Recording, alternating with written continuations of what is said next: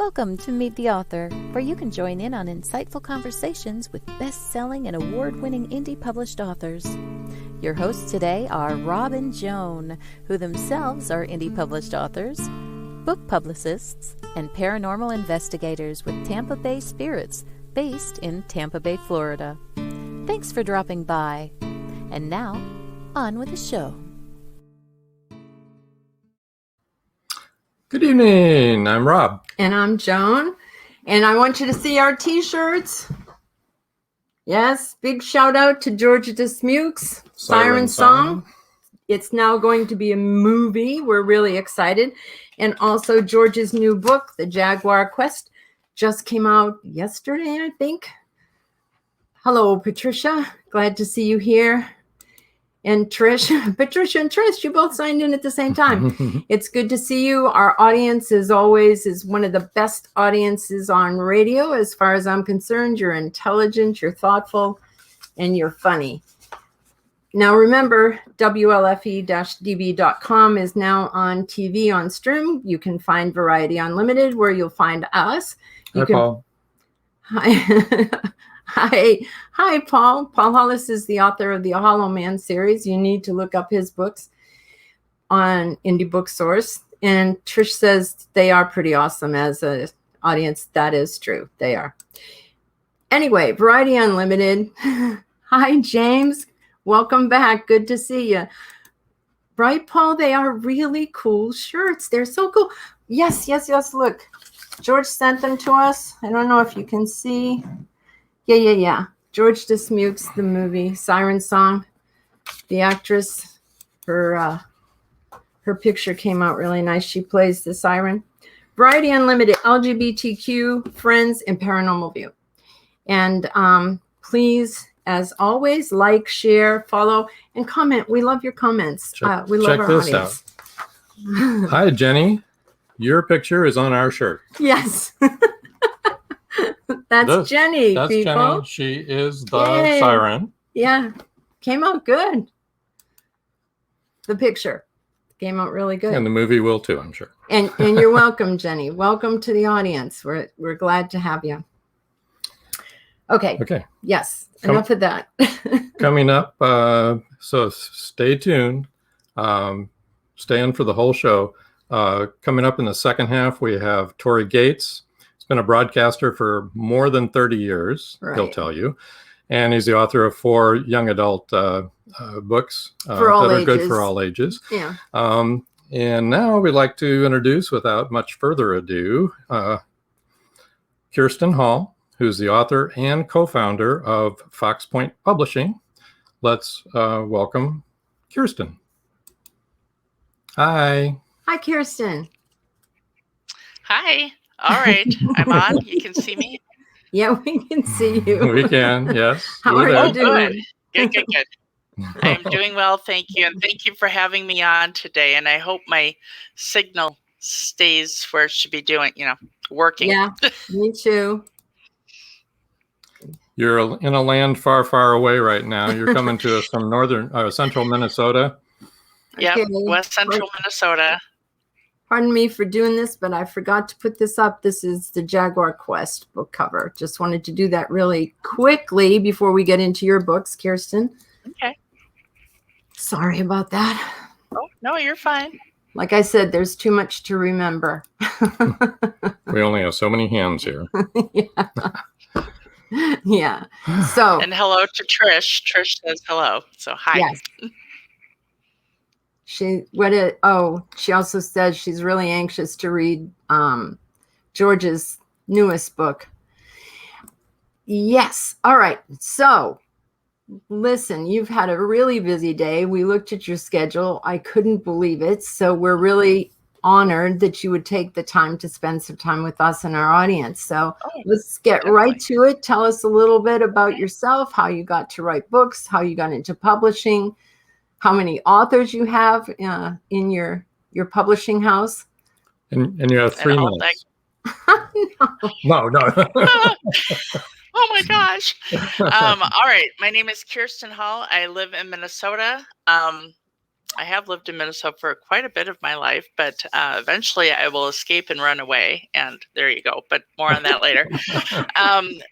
For 15, 16 years of my life, I used to be a professional wedding videographer, and I have done in my lifetime 1,403 weddings.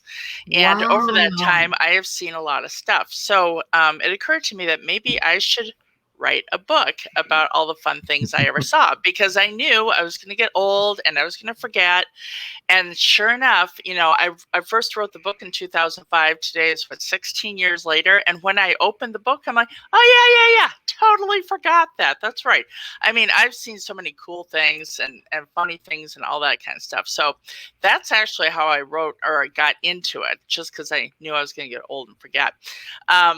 But yeah, I wrote the book in 2005 and then quickly realized how much work it was. I mean, I knew it was work, but I didn't not how much work it would be. And I had 4 small kids at that time. So I shelved it, and I did potty training and swimming lessons and bike riding and tying shoes and all that good fun stuff. And then in 2014, I kind of reworked it, tightened up a little more, put a new cover on it, and republished it. And so that was that. And I was thinking that was cool. But of course, anyone who can tell you that writes the book, all of a sudden you do one, and then the faucet just starts flowing with ideas. And oh my gosh, it never stops. And so my second book came out in September of 18. Is that right? No, September of 16, Corner Confessions. And this is actually a fiction, nonfiction hybrid. The secrets are real. The secrets and confessions are real. I changed the names, kind of tweaked the stories. We call it fiction. I Can Leave My House. It's pretty cool. So this has got the first 14 in it. And then The Lies We Live came out in November of 2018. That is the second book in this series. And my mom just last night gave me grief. She's like, when are you going to get the third book out? I'm like, I get busy. Oh my gosh. But yeah, I need to finish it up. And you know, first of all, people like to talk about themselves or the things they've done. They appreciate it if there's no accountability. So it takes place in the back corner of a fictional coffee shop, hence Corner Confessions. And it ranges from good feel-good secrets to, oh boy, kind of secrets, and everything in between, you know, all sorts of walks of life and all that kind of thing. So true stories, we change the names, we call it fiction. I Can Leave My House. KIERSTEN. Not get sued. What? KIERSTEN, has anyone confronted you in your neighborhood that is actually in the book? That recognize themselves. Well, here's the thing. I changed their names and we call it fiction. So if they don't say anything and I don't say anything, who's the wise? You know, who's the wiser? None the wiser. Well, look at but yeah, people said, have though, KIERSTEN. I mean, are you seeing this? What? Can you read what James wrote? Oh, I don't look old enough for that. Well, thank you. That's that angelic window light I've got going on. But that was such a nice compliment. I couldn't let that fly by, you know? Well, thank you. Thank you very much. Yeah, it's just the angelic window light I've got coming in here. But anyway, so yeah, I went through 6 weddings. They were all misadventures. If you want to do a sequel. No, I don't shoot weddings anymore. No, I poured everything out of I could think of into that book. But so that was let's see, that was 18 when I did that one. Yes. And about a month before The Lies We Live came out, I all of a sudden the poetic muses got a hold of me. I'm not a poetic person at all, but in 45 minutes, I slammed out Jelly Beans. This is my first children's book, and this really sells very well. People who don't even have kids buy this book, but basically stressing, although you know, people are much like jelly beans, we come in different not flavors, but personalities, sizes, colors, and shapes, we are still ultimately the same in the big candy dish of life. So that is Jelly Beans. And that came out June of 19. And then, let's see, September of 2020, I put out The Blue Frog. And so my second book, and this is about, there are 26 blue frogs in the book that kids. Oh. We're having difficulties. Technical difficulties. Please stand by. Hopefully she'll come back on. She's in a hotel room while she's on the road. So I'll redo her books here for her. There's Jelly Beans. Well, we seem to have lost her. She'll come back here in a second, I'm sure.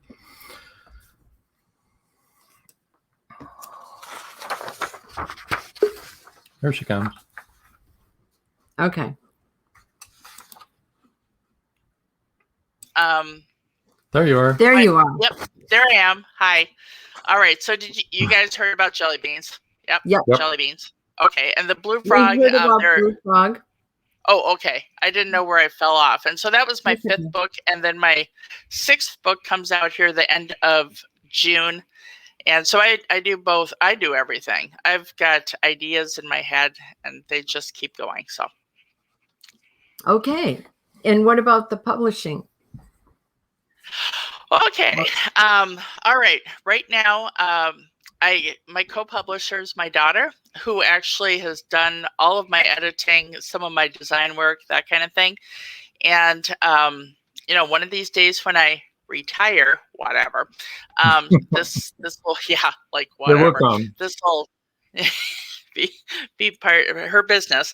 But right now, besides myself, I represent 24 authors. They're from all over the United States, and I do every kind of genre. If we don't have it yet, it's probably coming. We have right now 43 open projects at any various stage of being processed, being published. But recently, to give you some ideas, this is Shadow Speak. It's about 420 pages. It's a dark fantasy psychological thriller. It's by Raven Ekman. She hails from Pennsylvania. And then this is The World of Difference. Let's see, book series from Kim Hanzo out of Charlotte, North Carolina. And that is for the 3 to 7 year olds. Just giving you an idea. Helen Holder, she did 6 books in 2020. She is from Austin, Minnesota. She used to be a first grade teacher for 33 years, so she's got lots of good ideas. Kirsten? Yes. Can we pause for just a second? Oh, sure. Let's get your book giveaway going so that people can see these, and they can also... one more comment. They can also choose what they want. Something for everyone. I love it. That's great, Trish says. From all of your authors that you publish. Okay, so here's, everyone's been waiting for the book giveaway, but here is the book giveaway tonight. It is the first 3 people to email will win a paperback of choice from the Fox Point website. That's US only. Okay, and there's the email address. Okay. info@foxpointpublishing.com. That's Fox Point with an E for those of you that are listening and you're not watching. Here's Kiersten's Twitter @KHallBooks. That's pretty easy. Yep. And here's Facebook, author.kiersten.hall, and Kiersten spells her name KIERSTEN. All right, and her website is www.foxpoint, that's point with an E, publishing.com. Okay, so back to the email. Yes, get that back there. There you go. There's the email, folks. So you can go to the website, you can peruse what books there are, then you can go to foxpointpublishing.com, email her there, info@foxpointpublishing.com, right, to win a book. Okay, what other goodies? Choice. What other goodies you got there? And I will point out I'm on the road till Saturday morning. So when I get back to my house, then I'll put the books in the mail. All right. And then let's see, I've got a book here from Joanne Stevenson. She is out of Decorah, Iowa, and this is her second book. Get onto the website. You'll see it, and you can read all about it and such. And when you hop onto the website, that first page, just click on any one of the book covers. It'll take you to the book information page. Home is Love. This is by Ashley LaRue. She is out of Zimmerman, Minnesota, and this is her first. Her second book is out in July, and it deals with different family dynamics. again, read the book cover. All right, this is Night Maze. This is a poetry chapbook. It only comes in hardcover by Paula Basinger Morehart. She is out of Northern Illinois, just a little further. She's like between Rockford and Galena, Illinois, out there. And then The Hitchhiker, this is actually the second in, so it was probably about 260 pages. The second of the Thad Wheeler detective series. It's a cozy mystery 4-book series. We have historical fantasy, nonfiction, World War I books that just came out recently. We have a lot of stuff. Look at the website, you'll see it.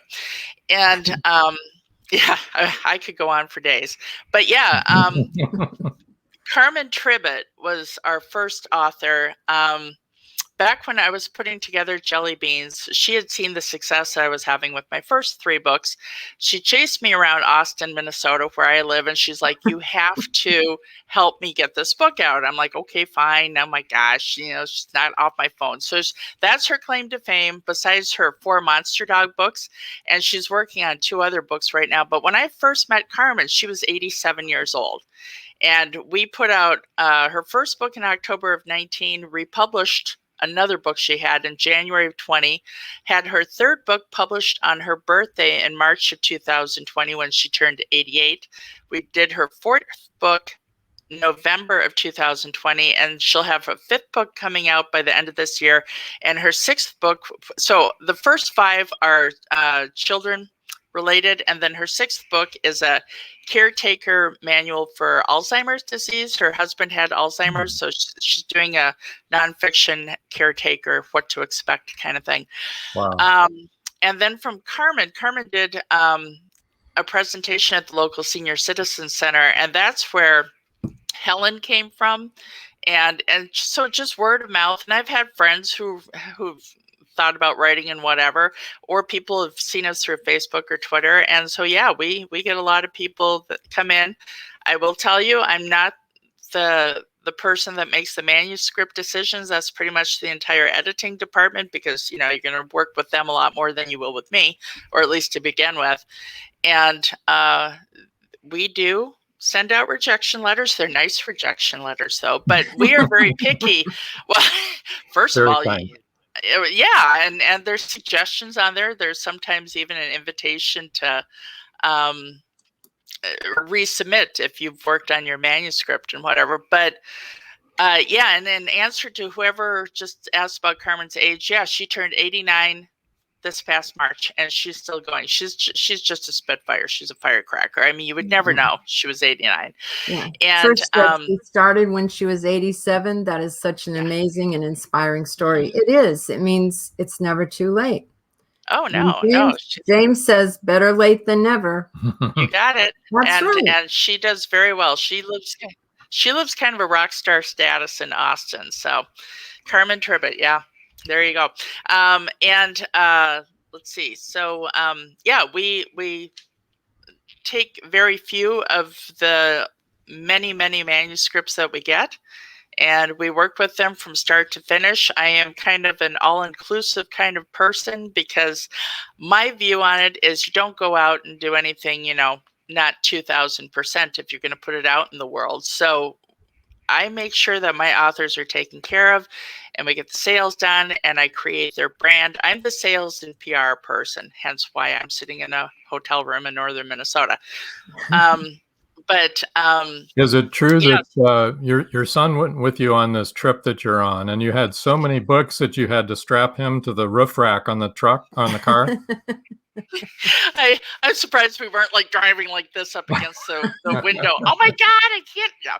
And I always would tease my kids, you know, if you don't behave, I'm going to stick you up on the roof rack. Just keep your mouth shut so the bugs don't come in. There you go. And George says, didn't Grandma Moses start painting in her 90s? I don't remember, George, but she was old.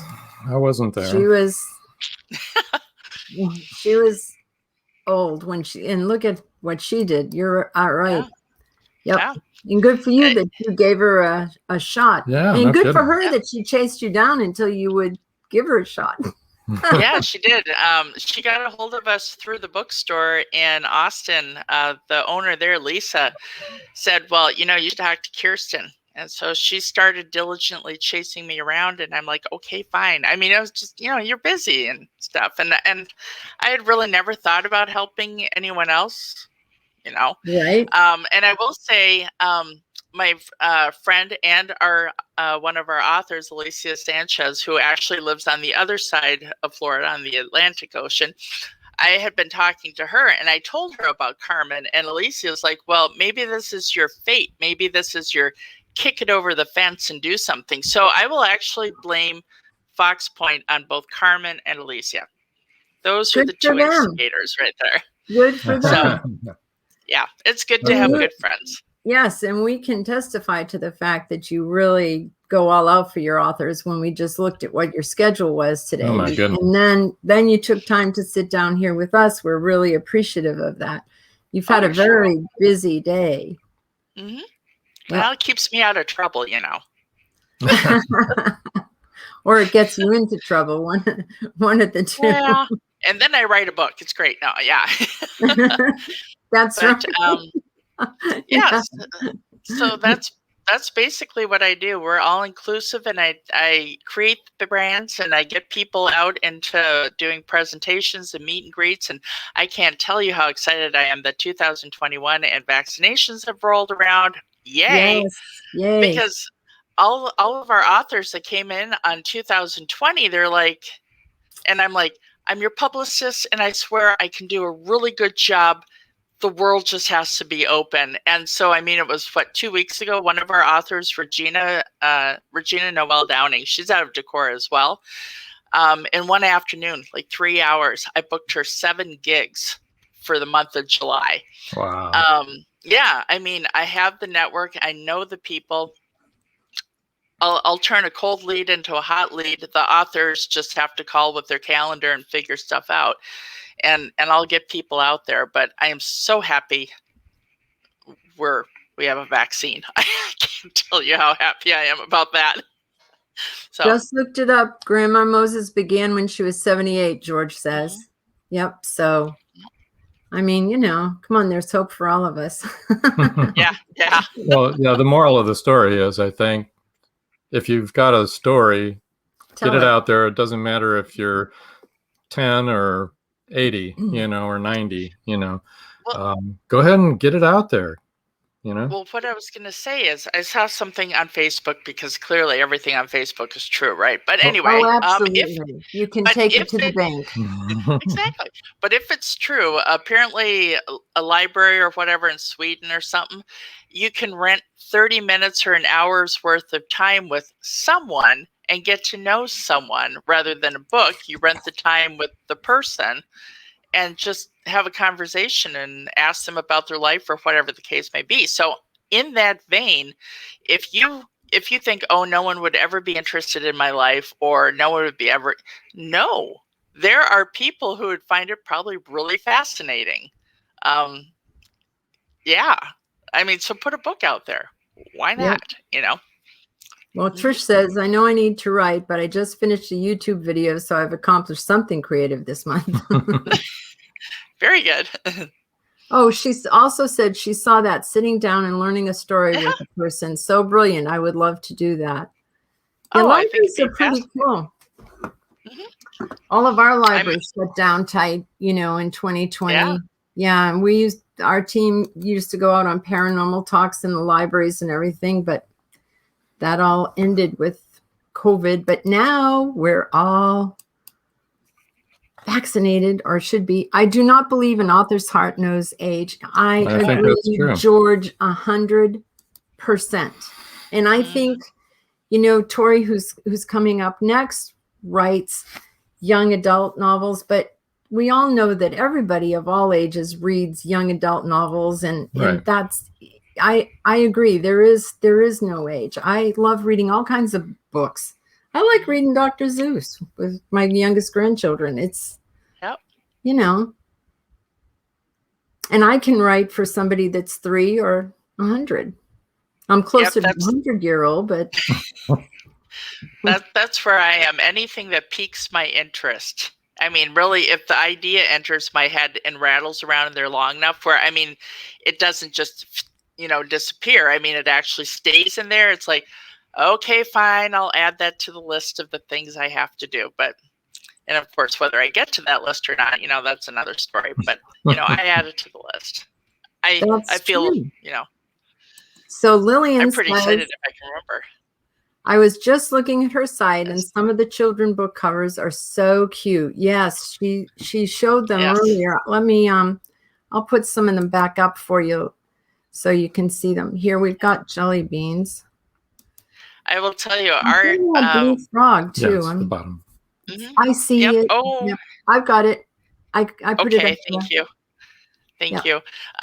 Yeah, we have incredibly talented people. Now, I will brag all about them. We have about 9 or 10 people in our editing department. We have 6 illustrators, I think, and 3 designers. They do incredible work. I mean, I am just flabbergasted, one, that they came on with us and took faith in us and our crazy idea, and we're blessed every day to have them in our lives. And I can't wait until I actually get to meet some of these people in person. I know a few, but not a lot. And boy, really, yeah, talent to the table. My gosh, it's just impressive. Well, that's I will put it out here. That's what we're finding doing this podcast, is that we get a chance finally to meet the people we've been working with, and all you guys are just so creative, and it's just a blessing. It really is. Yep. And I wanted to read Caleb's comment. He said, George, an author's imagination doesn't know age either. Right. And I think that's what George was. She says, hi, Caleb. And he said, glad to be with you, Trish. But yeah, I think that's absolutely true. And your author proves that, Oh yeah. That's fabulous. I'm excited for the work that you're doing. Well, I will. I'm going to do a plug for Kayla Olson Surface. She was the first illustrator that really came on with us about a year ago. And if anyone from Pixar is out there and needs an illustrator, that is her ultimate dream job, besides Fox Point Publishing. I mean, she already accomplished that. But and not that I want Pixar to steal her from us, of course, but it's a conundrum. She's good. She's good, and she not wants a quite Pixar yet, job. right? Did she? No, they can have her. Huh? Did she do Blue Frog or Jelly Beans? Since you're talking about Pixar, no. Yeah. Blue Frog, she did the people in Blue Frog. Okay. My daughter actually did the people, the rest of the book in the Blue Frog. My daughter actually illustrated, but Kayla came in and did the people. Kayla has done the Bobby Bear series, An Unusual Tale, Gertie's Glorious Fabulous Fireworks, the Best Magic of All, the Troll book. And again, it's all on those book covers when you get onto the website. But Kayla has done a lion's share of our books. And then Kim Hanzo came on last September. And so really, Kayla and Kim are the 2 main illustrators. And then we just hired another 2 or 3. I don't know. Chelsea takes care of that. Chelsea's my daughter. So she's the production end of it. I'm the get the book and get it out into the world end of it. Also the comedic relief. That's me too. Yeah. Well, we've made it to the bottom of the hour. Yeah. And that's the magic time when we have to do a couple of commercials.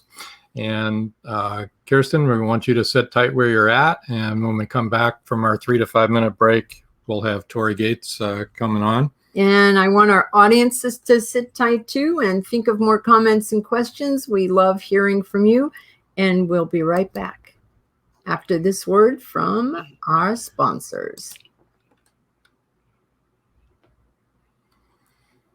Oh, yeah. Life just got sweeter now that WLFE DB has merchandise. Show your support by purchasing your t-shirts for WLFE, Paratalk Radio, Inside the Drag Closet, and more.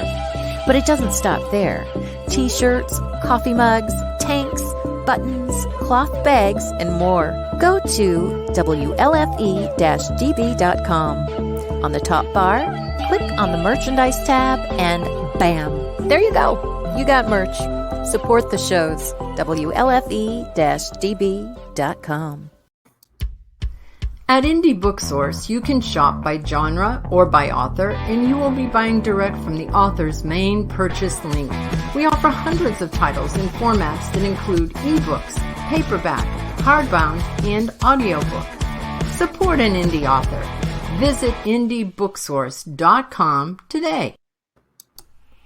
In a world where advancing technology is outpacing crime solving, the O'Rourke team continues their relentless pursuit of justice. Bioprints is the first book in the O'Rourke crime novel series where it's high-tech crime versus old-fashioned detective work.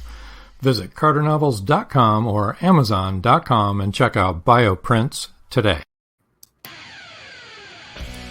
WLFE Digital Broadcast Network presents Variety Unlimited Television.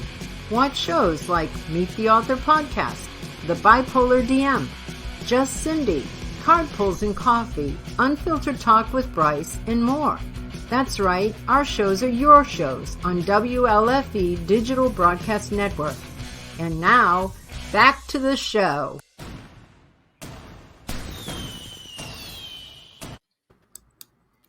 Hi, Tori. Hi, Tori. Welcome. Thanks for having me. Appreciate it. Oh, we appreciate you being on. How are you doing? I'm doing fine. Appreciate it. Thanks. It's middle of the week, but we've made it. Yeah. Looks like you've got a cat there. Oh, yes. This is my assistant, Baldrick. Oh, Hi, Baldrick. yeah. Can you see Trish him? Pipkins has been waiting for Baldrick.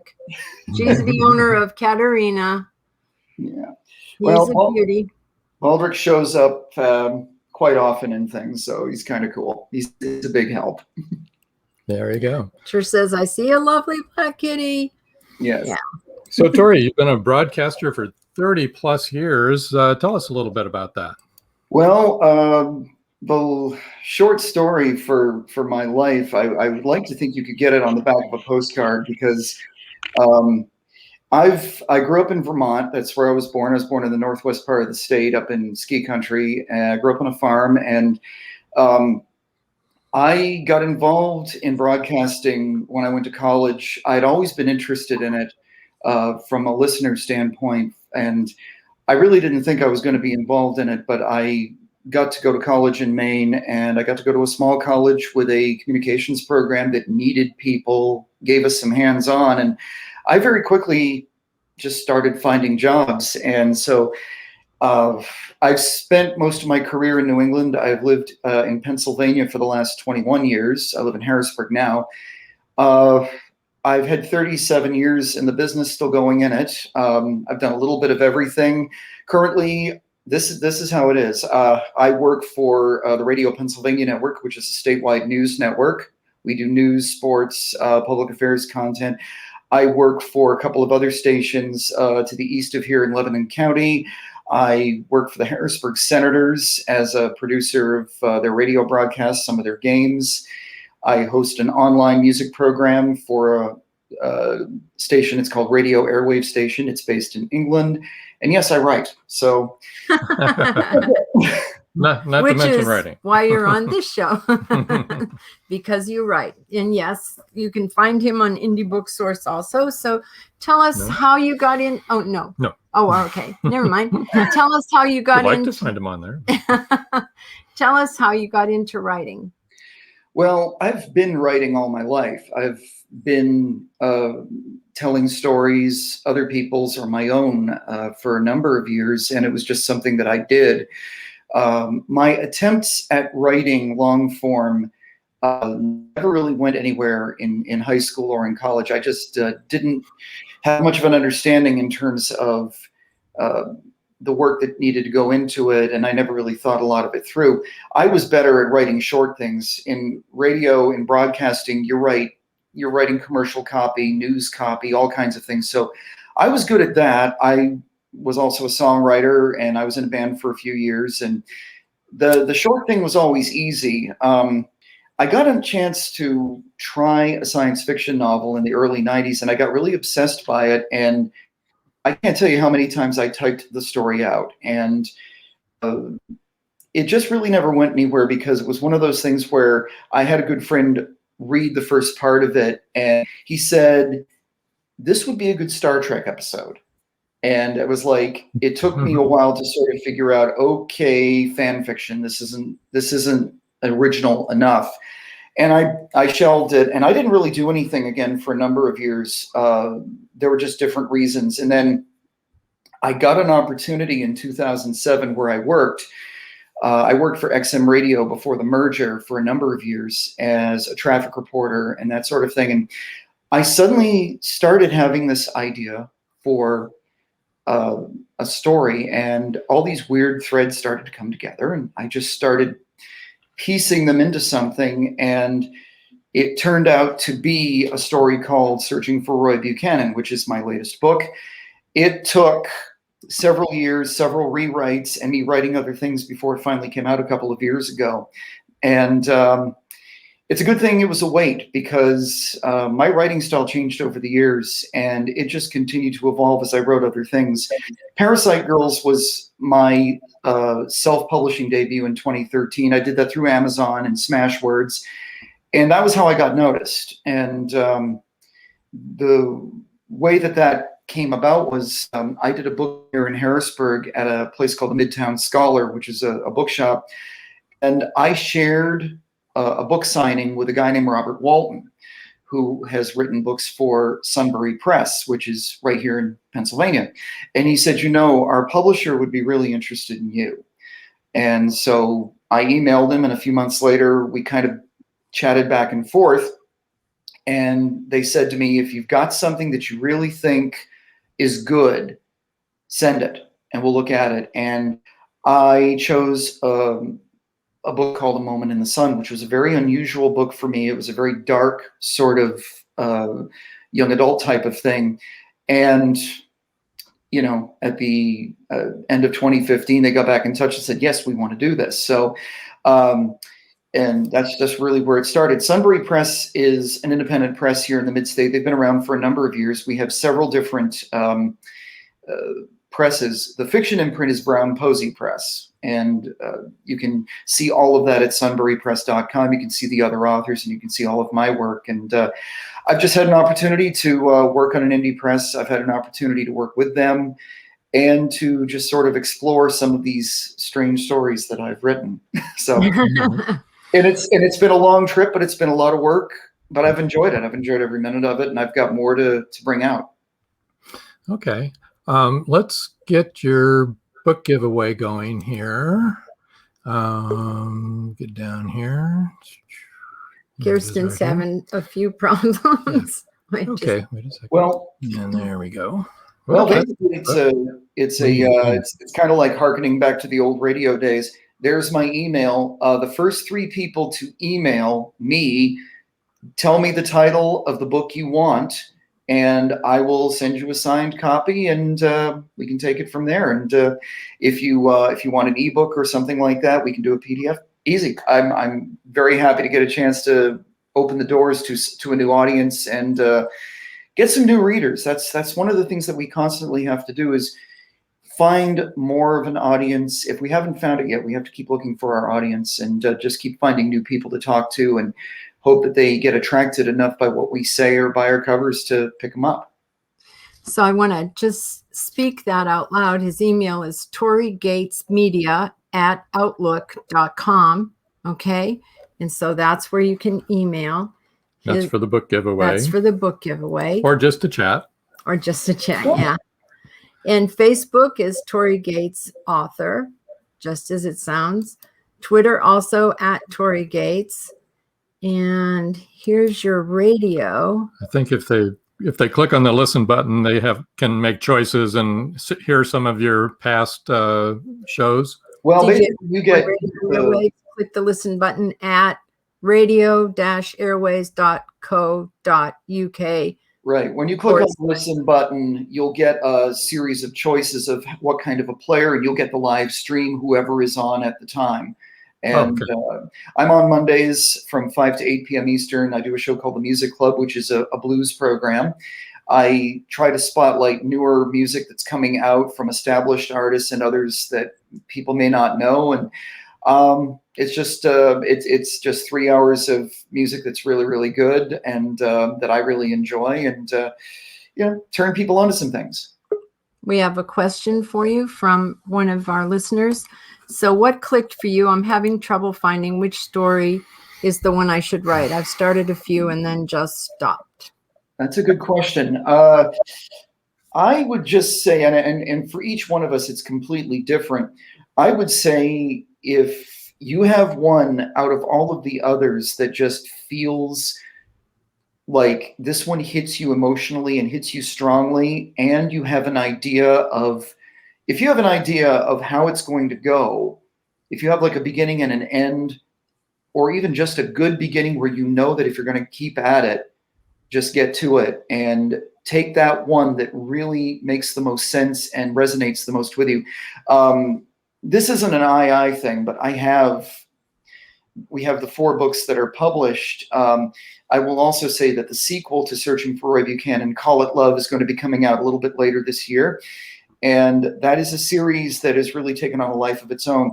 The main thing I say is keep writing. I probably have about 20 unpublished works, some of which do still need some work, but I have kept an eye on them over the years, and I'm continually coming up with new things.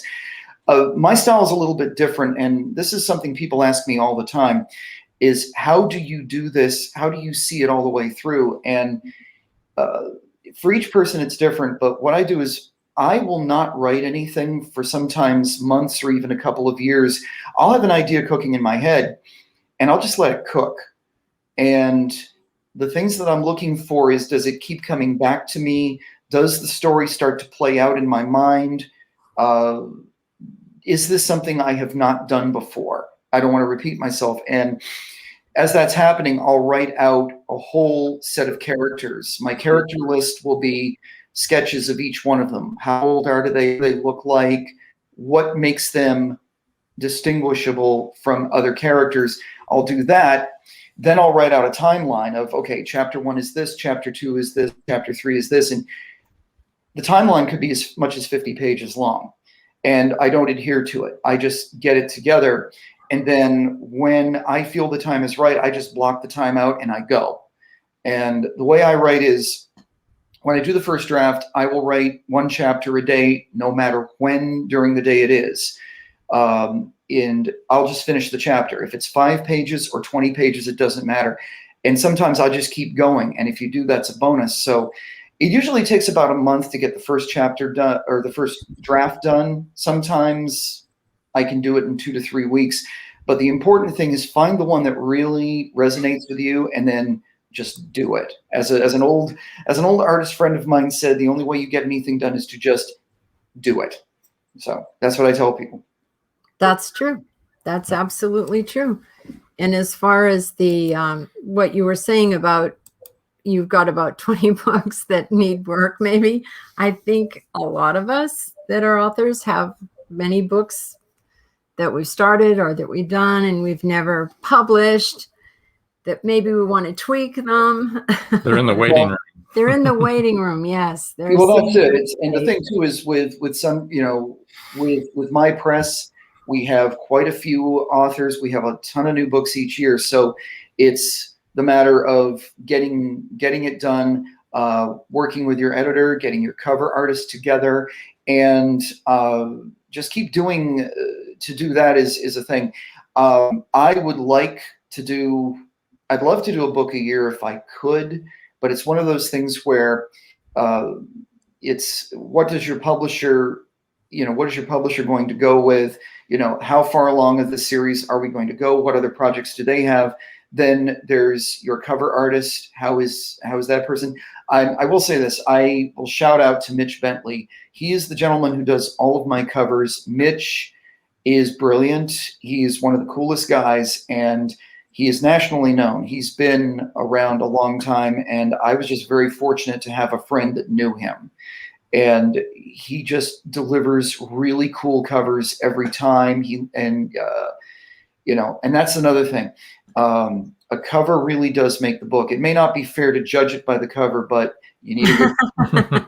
If you don't have one, you are nowhere. And I've seen friends of mine get hurt by, I'm sorry, rotten covers. So Trish says, thank you so much. I greatly appreciate your answer. It's truly helpful. You're welcome. And let me see. So did he do this cover? Well, oh yes, he's done all of them. He's done all of them. Okay. All right. Moment in the Sun and Live from the Cafe. Live from the Cafe, and one more Parasite Girl. No, not that one. Yeah. Oh yeah. Wait a minute. We have one more here. This one. Yeah. That we started with. Yeah, and you can see all of these on Amazon, because I have an Amazon.com page. Also, as I say, Parasite Girls is self-published, so you can find it there. The others are on sunburypress.com, and it's cool. Trish says, you need eye candy. It's the world we live in. A good cover is important. Well, it also says something about your book, too. There's something you want to convey, that you want to tell people about your book. Yeah, and it's sometimes it's just finding the right scene or finding the right look. And I don't always have it. Because Parasite Girls is a great example. Our mutual friend, Alice Pottiger, was the one who read the book, and we were discussing, what is this cover going to be? This is one scene. This is literally one scene in the midst of the book involving one of the side characters. And it is a character who suffers from bipolar disorder. And this woman, Sora, is just having a mad painting thing. This is her way of creating. And she is just banging out this painting in one night. And she said, that's got to be the scene. And it certainly was compelling. It got me kicked off a television program because they didn't like the cover. Oh. And we don't either. So good night, Tori. No. Just kidding.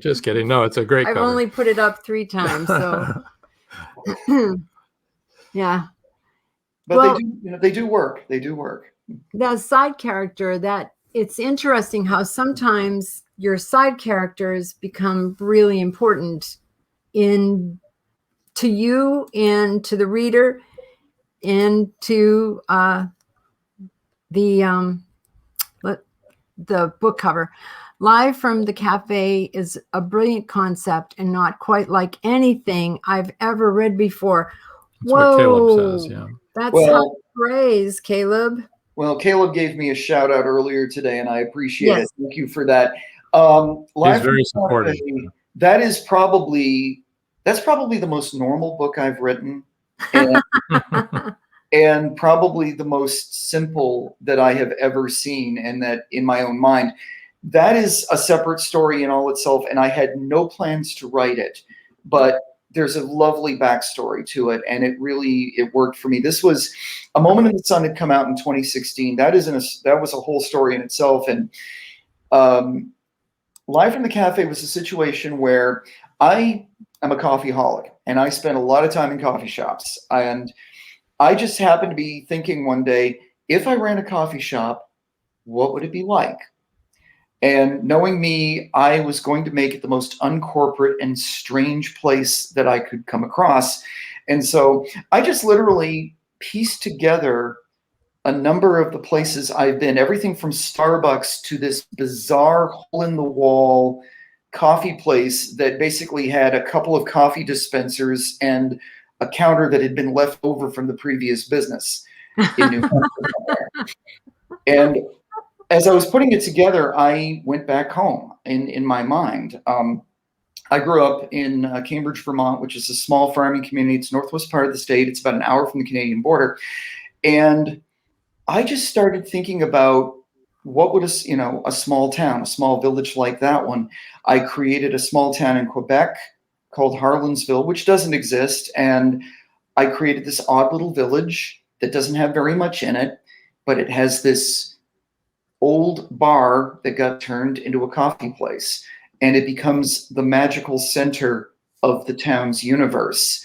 And I decided to make it about every place I'd ever been. And back in a hometown, it's where small town people talk about change. They talk about difference. They talk about all of the things that are going on in their lives. And it centers around two people who both left town for their own reasons, but came back to give their home a second chance. It's about the people who stayed. It's about the new people who have come to town. And it's about the strange and sometimes famous people who just roll in to play music. So it's a guessing game for people to look at some of these characters and find out who are they. And the thing that's fun about that is all of those people are real. Every single one of them is real. You get to figure out who they are.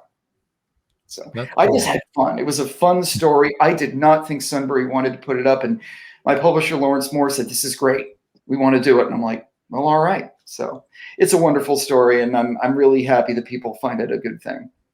That's great. And it just struck me that you have Live from the Cafe and Kiersten has Corner Confessions. That's amazing. And, I mean, they really kind of dovetail. That's why we invited you both. No. That sounded familiar as she was talking about it. Yeah.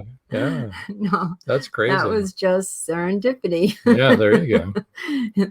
But that's really amazing. And I really understand why Caleb said that it's a brilliant concept and not quite like anything he's ever read before. Well, you certainly took that Star Trek comment to heart, didn't you? Well, I'll tell you what it is.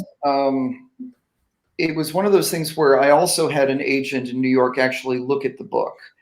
And she had one of her colleagues look at it. And he basically said it wasn't a bad idea, except that it just sagged really bad in the middle, the old sagging middle. And my agent really just said to me, look, it's a good idea, but it's one of those ideas that needs a lot of work. You may want to rethink it, or you may just want to look someplace else. And I just put it aside because real life got in the way. And I just kind of didn't really think. And as I got older, I thought, you know what? This isn't it. This was a good exercise. This was a good lesson.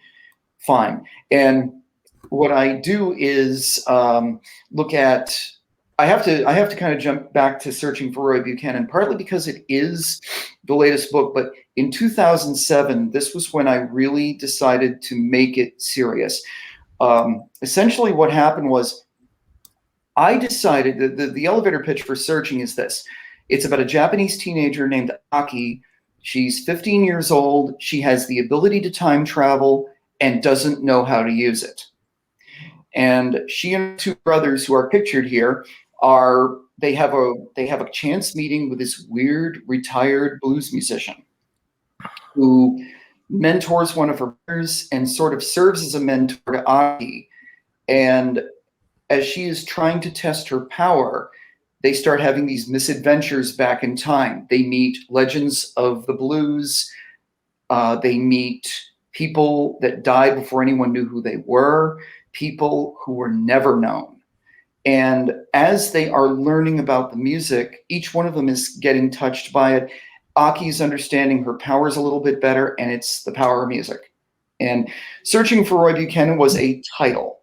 It just stuck as a title. I had a lot of respect for Roy Buchanan as a guitarist and a musician, but I wasn't a huge fan of him. Why his name popped up, I have no idea.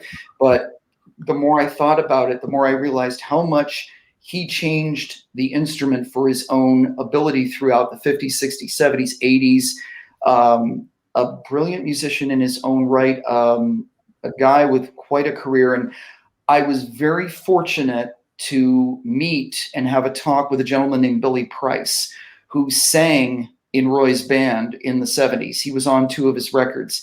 And he gave me some very interesting insights about what Roy Buchanan was really like, what kind of a person he was. Very difficult guy to get to know, but once you got to know him, there was a real bond there. So I knew I was on the right track because all I had were interviews and some very brief video of this man. And I was like, God, I hope I get this right. Being set in Japan, there's another thread. People always ask me, why did you do that?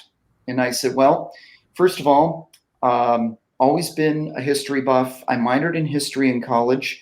I was very interested in Japanese history. I was interested in Japanese culture from a number of different standpoints. I took martial arts as a kid. I was very interested in grappling, wrestling, technical fighting of the kind that they offered. Very interested in Japanese history and pop culture, anime, manga, that kind of thing. And the main reason that I set it in Japan and created Aki and all of these people was I just wanted to do something different. I just wanted to try something completely different. Well, that sounds different. It sounds great. Sounds great. We have 2 questions for you. One Yes. is from Trish. Tori, you said your cat makes an appearance. Do you mean in your stories? He does not. He shows up on camera quite often. He shows up on camera here. He shows up on my radio program when I stream it on Twitch. The one of the most interesting and difficult things I've had is this is going to be weird, but in my stories now, I grew up on a farm. I used to have several more cats than I do now. Getting pets into the story sometimes is a little hard. In Live from the Cafe, there is a very interesting cat named Saint Andre, and he is a character all his own. And I try to just sort of make sure that pets are a part of it too. And I just try to, that's another thing too, is trying to populate your story. Like we talked about side characters. Everybody in my story has a reason for being there. Even if you only see them for a little while, they love the story, that sort of thing. Okay, so George says a miniature. Okay, Naha, I'm assuming it's the Spanish pronunciation, George, but forgive me if it's supposed to be Naja, who is a Black Panther. But Caleb had said, did they meet John Lee Hooker and Leadbelly Ledbetter? Huddy Ledbetter, also known as Leadbelly. That would be telling. They do meet some very interesting people, and I could not possibly put everybody in it that I wanted. And I think what happened for me was I had to find specific people that worked for the story. And also it had to be someone that really drove the story either from their own music or from the story that they had to tell. And most of these people, if they're not named, you get a pretty good idea of who they are. And as now Searching is the first book of what I began calling the Sweet Dream series. And I called it that because Roy Buchanan used to do an instrumental version of Patsy Cline's Sweet Dreams. And that's just the loose title for it. As the series goes on, the blues will always be a touchstone for Aki's brother Hiro because that's the first music he's heard. That's the first music he's learning on guitar. So we're going to find out more about what he does. The musical horizon will always expand, but they're always going to come back to the blues. So it's going to be very interesting to see who else shows up. Baldrick actually is a guy. He is a guy. He is a boy. And I've had him for 16 years. So he's one of my kids. What can I say? But yeah, this is the thing. It's like music has always driven my inspiration more than other literature or anything like that. And that's been from being a musician, being a DJ, and listening to the music that you get a hold of before other people do. And I can't really begin to describe it except to say that it's always just made me think beyond the songs and think about my own music and think about where we go from there. Okay, so I've been corrected. Naha is a jaguar, and she is amazing. Trish says that. And George also said, and I'm sorry, George, Naha, yeah. Not a panther, a jaguar. And I'm sorry, you got to attribute that to my age. You're lucky I remembered the name of a big cat. So at this point, do you guys have any questions for each other, Kiersten and Tori, throughout this? You've listened to each other's experiences and so on. I would be interested. Well, I did. Now, first of all, can you hear me? Yes. Yes. Can you hear me okay? Yes. Yes. Yes. Okay. Yes. I when Tori started talking about his book being in a coffee shop and stuff, I'm like, wow. Me too. Kismet, serendipity that we would be on the same show, and that's just funny. But yeah, that sounds like a lot of Synchronicity. fun. Yeah, and as a matter of fact, I was thinking of when he was saying, it would be fun to even just write a script for it and pitch it as a TV series. Well, that's a former girlfriend of mine said that. She said, this is a Netflix series waiting to be written. I could see it as a television series because I think you could get 1 to 2 seasons out of it in terms of the length of it. There's enough characters, there's enough side plots, but all of it fits together really well. I had a talk with an independent filmmaker named Chris Fetchko, and he threw some questions at me about it, more just to see how far along I think I was when it came to the idea. And honestly, it is something that I would love to do either as a film or as a television series. That's another thing too, is when I write, I took this piece of advice from a fellow journalist. She once asked me, she said, is this your first book, that old sci-fi thing? She said, could you make a movie out of this? And I said, yeah, it writes like one. And she said, do that. And Yep. I look at each one as a potential movie. Live from the Cafe would be a great television show. I think it would be a fun show. As it's set in Canada, it would be like, I would love, Canadian actors. I think there's plenty of folks that would be very happy to do it. I do have an idea for a couple of the characters in mind. Whether or not we could get them, I have no idea, but it would be a fun thing to do. I would love to do it. Well, with the Canadian end of it, you could get Dan Levy involved somehow. Did you guys see Schitt's Creek at all? I've seen bits of it. I don't watch a lot of TV. Oh, well, neither do I. But once, something, I get into it, I have to watch it. And Dan and Eugene Levy on Schitt's Creek, beautiful. I mean, I just love that entire show. Binge watched Eugene it, of Levy course. is great. And also, I mispronounced Nadja. It is Nadja, not Naha. So, hard J, George said. Which, by the way, Siren Song. It's going to be a movie. Right there, movie. It was going to be a TV series. So that's interesting that you said you thought it could be a good TV series. But I think either one of your books about the cafe would be good TV series. Or maybe a reality TV series. Well, I've looked at a lot of My Corner Confessions would easily be I don't know, a 2 or 3 season Netflix, Hulu kind of thing, easily. For sure. It would be a lot of, and it'd be fun to do. Oh, yeah, honestly. Our show would be different that way. It would be interesting to see it done in a different medium and to see how someone else sort of interprets it. How does someone direct that kind of thing? But no, I would love to see it. It's just another way of getting more people to look at it, maybe go back to read the books and that sort of thing. Oh yeah, I think so. I think a lot of people do watch TV series and movies and go back and read the book because the book is always going to be fuller. You're going to get a lot more out of a book than you're ever going to get out of a TV show or a movie. Yeah, and I think so. Yeah. And there's a reason that they left 3 chapters out of Trainspotting when they made the movie. The Mind of Irvin Welsh. It's like there's 3 chapters that I could see. I mean, let's just say they are so dark and so graphic that no filmmaker could touch them. That's how far they are. But the book was brilliant. I thought the movie was fabulous. I did see the movie first. That's just a good example. I mean, Ewan McGregor was amazing, so it was pretty awesome. Trish said, I did with Game of Thrones. I watched the first episode and learned it was a book first. Yeah, the books are great.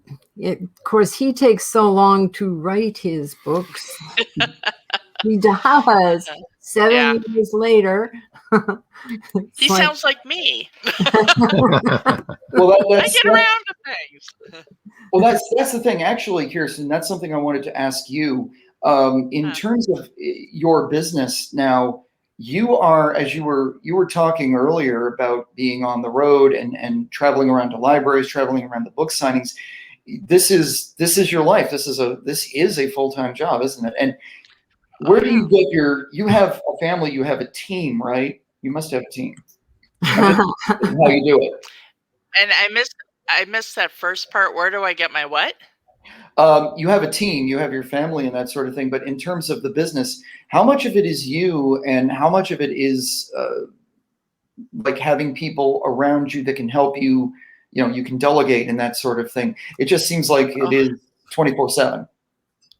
Oh, it is 24/7. Yeah.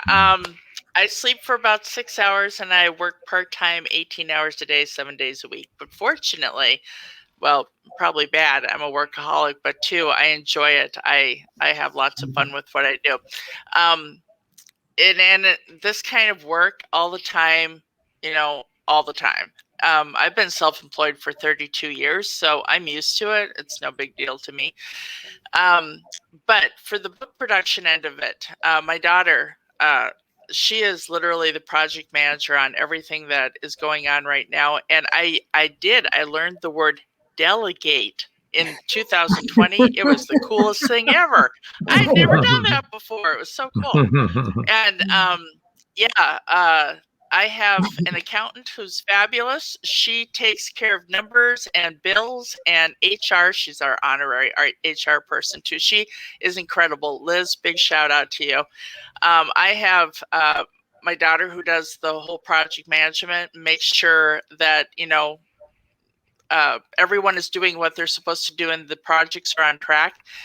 I'm really only sales, PR, marketing, sales. I do the legal stuff, and I'm the one that if you have a question that doesn't really fit into any category, the weird oddball question, you might as well go ask Kiersten. She'll make something up that answer that. And other than that, but we all have our niche of what we're good at, and I never thought I'd ever be good at sales. That's for sure. I was such a wallflower when I was growing up, but then 32 years ago, I became self-employed. So I figured, if I wanted to eat and pay my bills, I better talk to someone. And that's actually, so I just jumped in the deep end and did that. But yeah, that's our team. We've got, I think, 40 people on Fox Point right now. That includes the authors. And our authors do an incredible job getting themselves out there too. You can't just sit on the couch and wait for the royalty checks to come in. I mean, they'll come in, but not as fast as you want them to. What's a royalty check? That's that make-believe. No, I'm kidding. No, our authors do get royalties. That's for sure. And I think now with 2021 and the world opening up more, I think they're going to be pleasantly surprised at how well that can actually happen. Hallelujah. With having events. I mean, that's just the biggest thing. Getting in front of people, getting to visit with your readers and know your readers. That's huge. Absolutely. I mean, the virtual thing was great, but man, in person is where it's at. Yeah, it's I don't mean to interrupt. Yeah, it's one of those things like I was talking about earlier, I think, was trying to find your audience and getting out there. 2020 killed anything that we were going to do. I am going to be back in action. Well, it's not until October that I have it. I'm going to be doing Sci-Fi Valley Con for the second time in Altoona, Pennsylvania, which is one of the most fun events to do. And it's not just for authors, it's for costume makers, cosplayers, if you're a fan of any kind of pop culture, it's a great place. I made a lot of really good friends there, met some really cool people. And those are the most fun when you can go somewhere and it's like you have the opportunity to meet people, and you also learn how to read a room. You also learn how to read a person. The thing that I have learned through my own experience was you really have to kind of go by yourself and and you have to do the work. You have to set up your tables. You have to set up your gear. You have to set up your space, because if somebody else is doing it on your label, you're going to be fighting with your own people for something, and there's no point in doing it. It's, yes, you're competing with the people around you, but a lot of those places, people come in for certain things. They're probably not coming in for you. They're probably coming in to see someone or that kind of thing. But if you get the chance to make contact, then you can really learn how to talk to people. Absolutely. Are they interested? Are they not? And then Absolutely. And then you go from there. So it's but yeah, this now that things are starting to open up again in Pennsylvania, I'm out looking for any place else that I can present or do whatever. And yeah, I just have to do more of that. That's something I have got set as a goal for myself, is do more events, and we'll see what happens with that. Absolutely. Robert White, I just want to say, wallflowers have more time to study and take in details about your sales comment. Hello, Robert. He's coming in from Australia. Good morning, Robert. Good morning. We all do that. Good morning. Yeah. I was going to ask Tori, you said Altoona, Pennsylvania. Is that next to Harrisburg? That is to the northwest by a couple of hours. You basically go. It's north of Pittsburgh, so basically it's about. Oh, okay. Yeah, it's about 3 hours thereabouts, and it's out toward Pittsburgh, up I-99 into a beautiful part of western Pennsylvania. The Blair County Convention Center is where they do it. They've been doing it they did it for 9 years. They had to stop due to the pandemic, but they're coming back this year, and what an event it is. It is really something. I will have to share that with Raven Ekman. She is not only an author of ours, but she started with us as an editor. And she is one of, Raven lives in Lancaster, Pennsylvania. So just, down the road from you. Yes, and that's great. Yeah. And I will have to share that with her. She probably even knows about it. But yeah, Ray does the lion's share of our editing. Oh, excellent. Incredibly talented person. I miss conventions. Trish says, I miss conventions. I can't wait to get back to them. They are usually very author friendly. Then she said, for you, Tori, look into Dragon Con. Yep. Dragon Con is an interesting one. I think yes. I've been a little bit I've been careful about choosing the ones that I go to. Part of it is the cost to get into them. And also it's the question of, does my work really fit? It's a possibility. It's really interesting to see some of the different conventions that go on, and I love the fact that so many of them are really interesting. There is one for pulp fiction, particularly. It's called Pulp Fest, which is in Pittsburgh every year, and I looked at it and I thought that might be something down the road to try out, because my covers, I don't really write pulp fiction. I don't really write film noir or anything like that, but the covers kind of fit in that vein. So maybe that's something I do. And I just have to, I just choose as I go. And anything new that pops up, there is a new book festival that's going to be coming to Pittsburgh next year. I've only heard just a few basic things about it, but they're going to be doing a big festival that's going to be a free event. There's not going to be any cost for authors to get in on that, as I understand, which is really cool. So wow, that is cool. That's unusual. Very unusual. Sign us up. Yeah, sign us up. When for what's it called? Or I think it's the Pittsburgh Festival of Books. They may have changed the name of it. I spoke to one of the owners months ago. Yeah. Okay, that would be interesting. So, okay, before we wrap up here, Kiersten, in maybe one or two sentences, can you give budding authors a little advice? Not to put you on the spot. Yeah. Well, one or two sentences. We don't have long. All right, one sentence. When people are going to tell you from all walks of life, your parents, everyone who's important in your life, they're going to say, you can't do it, move on. Learn how to get a real job, whatever. If you know in your heart and soul that you can do it, just do it. Just do it, because it'll drive you nuts and you can't live your life according to what everyone else tells you that you can or cannot do. Just whatever. Okay. Write your darn book. Cool. Perfect. Tori, ask you the same question. One or two sentences now. Short one. Along similar lines, the important thing is this, is if you really really want to do something that badly, it is one of those things where you just need to take the time to do it. You need to make the time to do it for yourself. It can be hard if you're juggling work, juggling a family, that sort of thing. But you need to make the time for yourself. And if you are feeling the emotional investment in something, then you will do it. And this is the thing. I can't tell you how many people have come up to me and said, oh, I've got this great idea for a book. I want to write this book. And I'll say to them, okay, tell me about it. What's it about? And they'll say, well, it's about this, this, and this. And I'm like, okay, that's cool. How far along are you? And they're like, well, I haven't really started writing. I'm like, and I just say, do it. You're going to spend the rest of your life going, what if? What might have been? Right. Don't. It is better to write it, even if it stinks.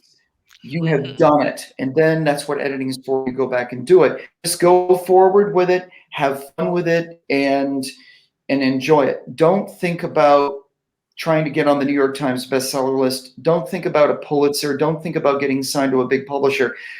Write something. When you're writing it, write the thing that means the most to you and make it something that interests you personally.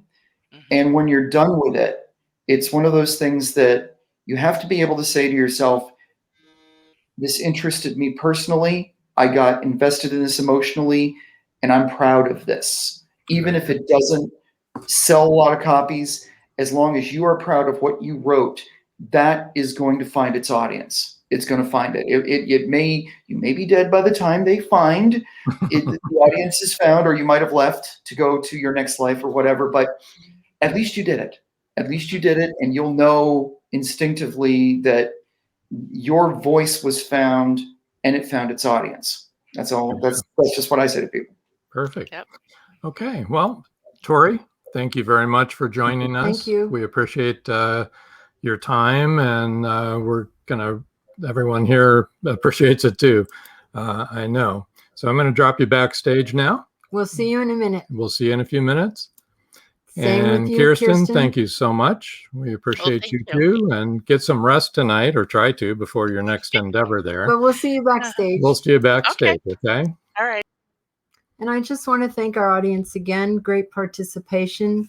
Also, you saw comments from Paul Hollis and from Caleb Pirtle, and also from George Dismukes, which of course is the author of Siren Song, which should be out maybe in June or July. And I just want to thank them for all of their participation. And if you haven't listened to their shows, go back and listen to the shows. You can find them on any of our broadcasts. James Ricard said, "Dynamite show." Thanks, you. James. Thank you, Thanks, James. Trish. We appreciate it so much. I love our audience. You're all so encouraging and insightful and intelligence. And we're just really appreciative that you show up every week. Yep. So next Wednesday, I hope you like vampires and fantasy, because Alan Zacher is one of our authors that is going to be on. And he writes about vampires, and also Suzanne Least, who writes the Dead series. Vampires and romance is even in there. So romantic vampires, I guess. Huh? Anyway, it should be a very interesting evening, and that's same time next week, same place, same station. I just wanted to say, George just said super show, and Jenny said wonderful show. Thank you again for supporting Siren Song. We appreciate it so much. And don't forget, this is Jenny. She's the siren. Look for it, look for the book, and then look for the movie. I think we may be telling you about the movie about the time it comes out. Sorry about mispronouncing your Jaguar's name. So until next time. That's all, folks.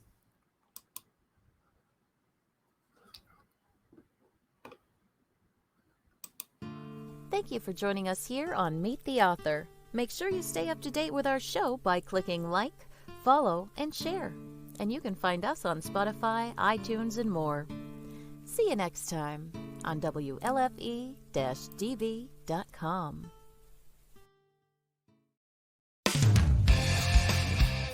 You've been listening to WLFE-DB.com,